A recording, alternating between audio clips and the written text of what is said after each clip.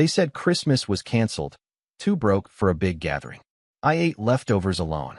That night, my sister went live. A full party, champagne, even a DJ. Everyone was there. Except me. I stayed quiet until Dad texted, "Can you send the $2,800 for rent?" I responded, "Delete my number. I don't fund liars." Then blocked him and shut down every transfer. By next day, I had 23 missed calls and one voicemail. "We want to explain."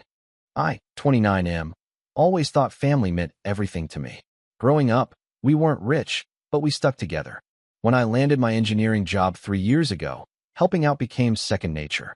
Dad's rent, Mom's medical bills, my sister's college expenses, I covered it all without question. They needed me, and I was happy to be needed. December rolled around, and I was already planning our usual Christmas gathering. Every year, I'd rent the community center, cater the food, buy gifts for everyone. It was my tradition, my way of showing love. I called Dad to discuss the arrangements, excitement bubbling in my voice as I shared my ideas for this year's celebration. Dad's voice sounded strained when he told me Christmas was canceled this year. The family was too broke for any big gathering, he explained. Money was tight for everyone. Mom's medications were expensive, my sister needed help with her final semester, and the rent had gone up again. He suggested we just have a quiet Christmas at home, maybe order pizza and watch movies. The disappointment hit hard, but I understood. I'd been sending them $2,800 monthly for Dad's rent alone, plus additional money whenever emergencies came up. If they said money was tight, it must be really tough. I told him I completely understood and that a simple Christmas sounded perfect. Christmas Eve arrived gray and lonely. I heated up leftover Chinese takeout while watching old movies by myself. My apartment felt hollow without the usual chaos of family voices and laughter. I'd grown so accustomed to being surrounded by relatives during holidays that the silence felt suffocating.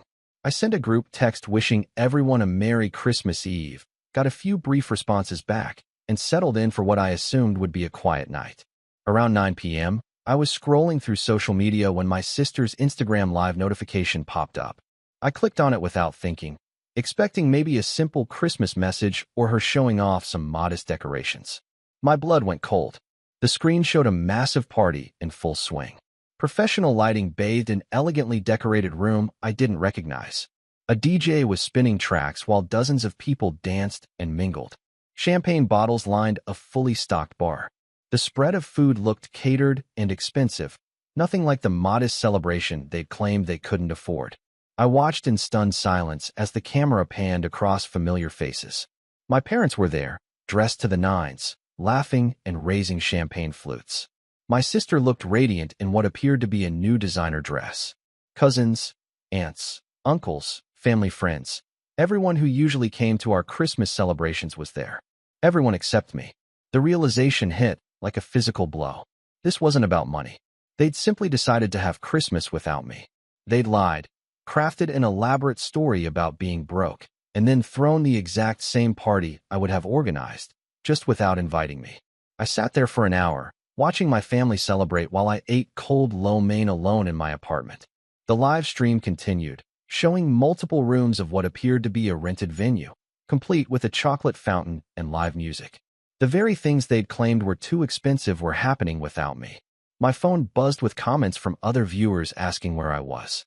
My sister must have noticed because the camera angle shifted away from the main party area. But the damage was done. I'd seen enough. I screenshotted everything. The live stream, the venue, the expensive decorations, every face I recognized. Then I closed the app and sat in the dark, processing what I'd just witnessed. The hurt was overwhelming. Not just the exclusion, but the deception. They'd looked me in the eye and lied. They'd made me feel guilty for even suggesting a celebration, painted themselves as struggling financially while secretly planning the exact party I would have gladly funded. The betrayal cut deeper than any argument or disagreement ever could. I didn't sleep that night. Christmas morning passed in a haze.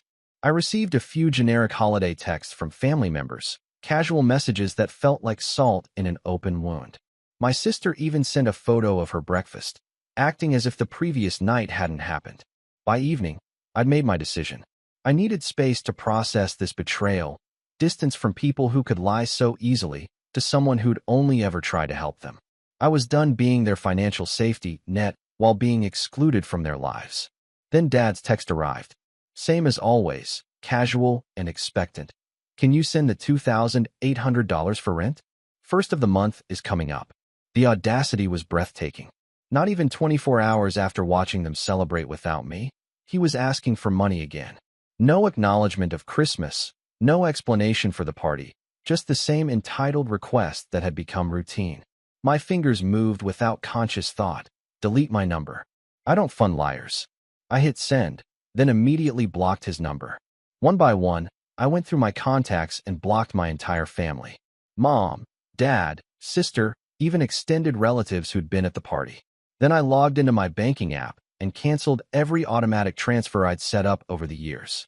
The monthly rent payment, Mom's medication fund, my sister's allowance, everything stopped. The silence that followed was deafening, but for the first time in months, it felt peaceful. Update 1. I woke up the next morning to 23 missed calls from various family numbers. They must have realized the money wasn't coming and started panicking. I turned my phone to silent the night before, so their frantic attempts to reach me hadn't disturbed my first good night's sleep in weeks. There was one voicemail from Mom's number. Her voice sounded shaky and desperate. Honey, please call us back. There's been a misunderstanding. We want to explain everything. Please don't do this. We need to talk. A misunderstanding. That's what they were calling it. I deleted the voicemail without listening to it again. There was nothing to misunderstand. I'd seen the party with my own eyes, watched them celebrate while telling me they were too broke for Christmas. The evidence was crystal clear. My work routine became my refuge. I threw myself into projects, stayed late at the office, avoided social media completely. Colleagues noticed I seemed more focused but didn't pry. I was grateful for the professional environment where personal drama couldn't follow me. By the end of the week, I created new social media accounts with different names. I needed to see what was happening without them knowing I was watching. What I found was telling. Dad had posted on Facebook asking if anyone knew electrical contractors willing to work for partial payment. Mom was selling jewelry on marketplace apps.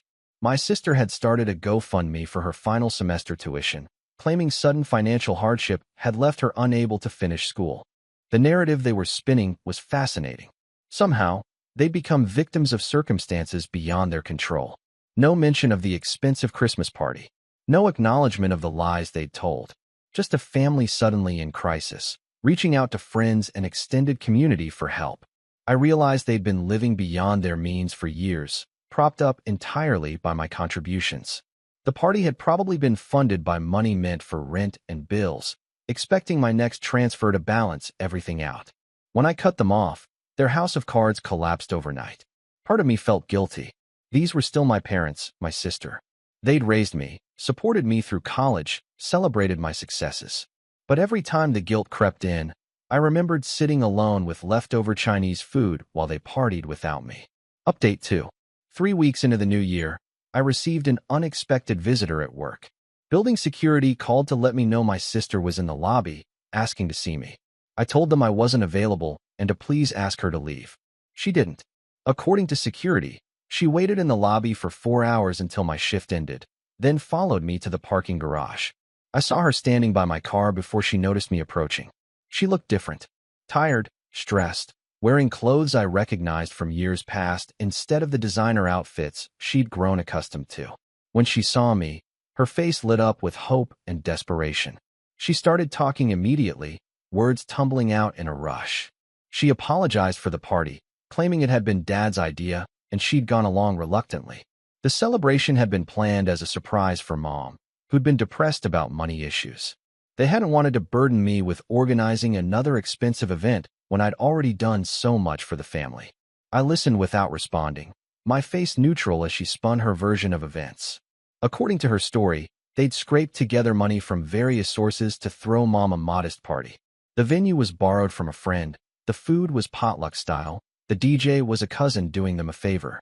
Everything I'd seen was somehow an illusion of wealth, when really they'd been struggling. When she finished her explanation, I asked her one simple question. Why hadn't they invited me to this modest family gathering meant to cheer up Mom? She couldn't answer. Her fabricated story fell apart at the most basic level. If the party had been about family and helping Mom feel better, my presence would have been essential, not excluded. The expensive decorations and professional setup I'd witnessed couldn't be explained away as borrowed or free. I told her I needed to get home and walked to my car. She followed, begging me to reconsider, to think about the family, to remember how much they loved me. I got in my car and drove away, leaving her standing in the parking garage. That night, I received texts from numbers I didn't recognize. Extended family members and family friends, all carrying the same message with slight variations. I was being selfish. Family forgives family. Everyone makes mistakes. I should be the bigger person. The coordinated nature of the outreach was obvious. They'd organized a campaign to guilt me into resuming support. Each message emphasized my role as the successful family member who should help those less fortunate. Several mentioned how proud they were of my achievements and how those achievements came with responsibility to the people who'd supported me growing up. I blocked each number as the messages came in. Their strategy revealed everything I needed to know about how they viewed me, not as a son or brother, but as a financial resource they could manipulate through emotional pressure. Update 3. 6 months later, I'd built a new routine that didn't include family obligations. I joined a hiking group, started taking weekend trips, bought a motorcycle I'd wanted for years. The money I'd been sending home every month had accumulated into a substantial emergency fund. For the first time in years, I felt financially secure and emotionally free. My social media monitoring revealed the full extent of my family's situation. Dad had moved into a smaller apartment across town. Mom was working part-time at a grocery store to help with expenses. My sister had dropped out of school and moved back home, posting angry rants about how education was a scam anyway. Their GoFundMe had raised less than $200. Extended family had provided some temporary help, but nothing sustainable. The friends who'd attended their Christmas party had apparently not been willing to become ongoing financial supporters. I felt a complex mix of emotions watching their struggles. Sadness for the relationship we'd lost, anger at their deception, and yes, some satisfaction that my contributions had been more significant than they'd ever acknowledged. They'd taken my support for granted until it disappeared. The guilt I'd expected never fully materialized. Instead, I felt liberated. I'd spent years anxiously checking my account balance, calculating how much I could afford to send while still meeting my own needs. I'd passed up travel opportunities, delayed major purchases, lived more conservatively than necessary to ensure family obligations were met. Now I was living for myself, and it felt incredible. In July, I received a wedding invitation. My cousin was getting married in September, and the invitation was addressed to me alone. No +1, no family seating mentioned. It was clearly a test, a neutral family member extending an olive branch to see if I'd break my silence. I RSVP'd yes and bought an expensive gift, something I could afford now that I wasn't supporting 3 other adults. At the reception, I'd faced my family for the first time since cutting contact. I was curious to see how they'd handle the confrontation.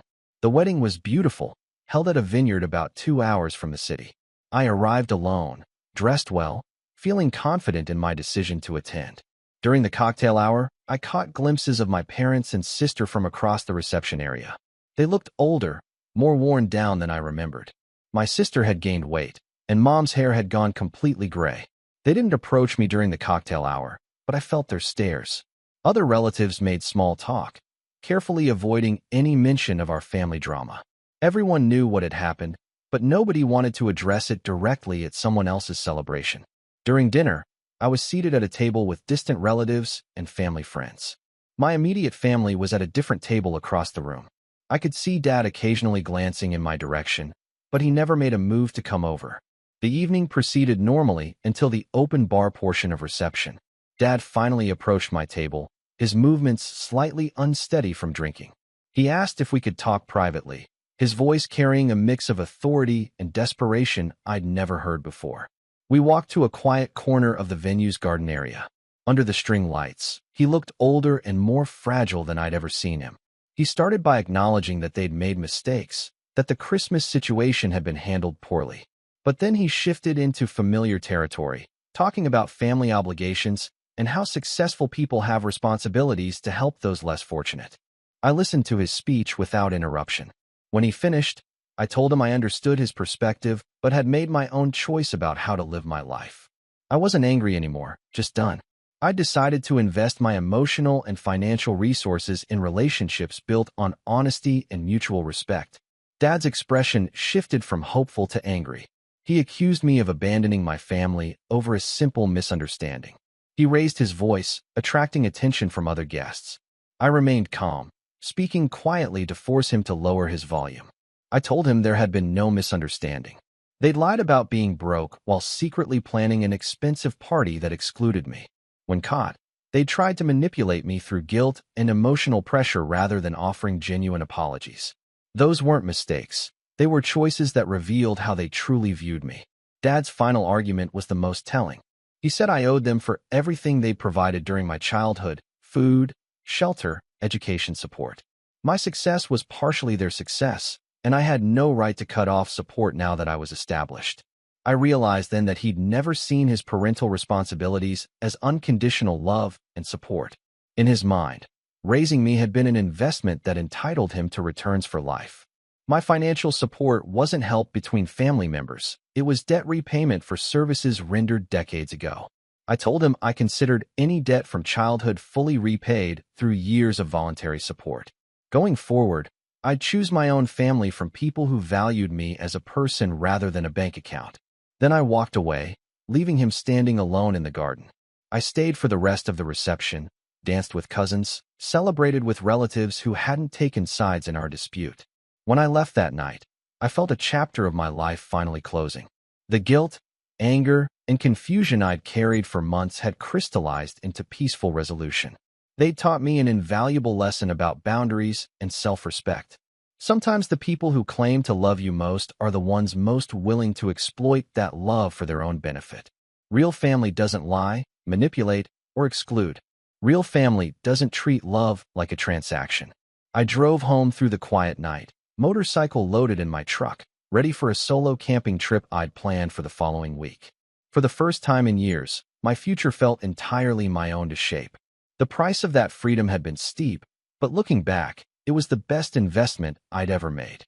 They'd wanted to explain, but their actions had already said everything I needed to know.